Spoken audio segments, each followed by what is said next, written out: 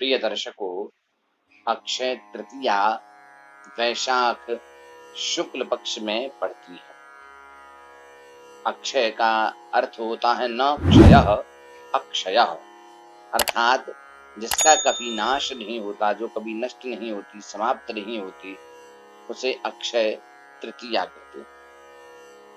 इसका तात्पर्य है कि इस तिथि को किया जाने वाला कोई भी शुभ कार्य कभी भी नष्ट नहीं होता, अर्थात उसका शुभ फल, उसका लाभ सदा सर्वदा प्राप्त होता रहता है। आइए हम सभी जानते हैं आज अक्षय तृतीया के बारे में कुछ महत्वपूर्ण जानकारी। पद्म पुराण के अनुसार अक्षय तृतीया वाले दिन दोपहर का जो समय है वो अत्यंत शुभ माना जाता है। अक्षय तृतीया के विषय में कुछ रोचक जानकारियां इस प्रकार हैं।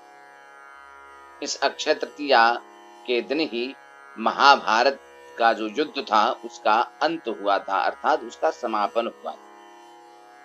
इसी अक्षय तृतीया को द्वापर युग का भी समापन माना जाता है, अर्थात द्वापर युग का भी इस अक्षय तृतीया वाले दिन ही समापन हुआ था। इसी अक्षय तृतीया को सतयुग और त्रेता युग का आरंभ माना जाता है। इस अक्षय तृतीया वाले दिन भगवान नर नारायण का जन्मोत्सव होता है, भगवान हयग्रीव का जन्मोत्सव होता है, ब्रह्मा जी के पुत्र अक्षय का भी जन्मोत्सव होता है, भगवान परशुराम जी का भी जन्मोत्सव इस अक्षय तृतीया को ही मनाया जाता है। इस दिन मां अन्नपूर्णा का भी जन्मोत्सव माना गया है। भागीरथी गंगा इसी दिन स्वर्ग से धरती पर आई थी। महाराज युधिष्ठिर को इसी दिन अक्षय पात्र की प्राप्ति हुई थी। श्री कृष्ण और सुदामा का मिलन भी इसी अक्षय तृतीया वाले दिन ही हुआ था। इसी अक्षय तृतीया वाले दिन ही जब द्रौपदी का चीरहरण कर रहा था दुष्ट दुशासन, तब भगवान श्री कृष्ण ने इसी अक्षय तृतीया वाले दिन द्रौपदी के चीर को बढ़ाकर उनकी रक्षा की थी। इस दिन आप क्या क्या कर सकते हैं, तो कहा अक्षय तृतीया वाले दिन आप जप करें, तप करें, यज्ञ करें, हवन करें, पूजा पाठ करें, पितृदेवों की प्रसन्नता के लिए तर्पण करें, पिंडदान करें। इस दिन आप किसी भी चीज की स्थापना कर सकते हैं, आप इस दिन उद्घाटन कर सकते हैं। इस दिन विवाह के लिए सर्वोत्तम दिन माना जाता है। गृह प्रवेश करें, व्यापार उद्योग लगाएं। आपका उद्योग पुराना पड़ा हुआ है तो आप इस दिन अपने व्यापार को नया करके प्रारंभ कर सकते हैं।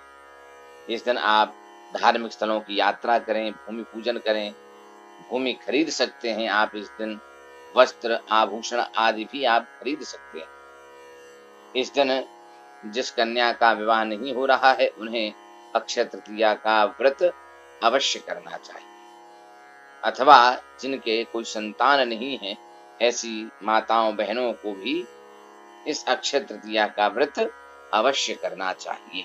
दान क्या क्या कर सकते हैं अक्षय तृतीया वाले दिन, तो कहा अक्षय तृतीया वाले दिन आप अन्न दान करें, शक्कर दान करें, इमली दान करें, सब्जी दान करें, फल फूल दान करें, कपड़े दान करें, सोना चांदी, गर्मी से बचने के उपकरण भी आप अक्षय तृतीया वाले दिन दान कर सकते हैं। अब हम जानकारी लेते हैं कि इस दिन पूजा कौन से देवता की करनी चाहिए। इस दिन लक्ष्मी नारायण का पूजन सफेद कमल अथवा सफेद गुलाब के द्वारा किया जाता है।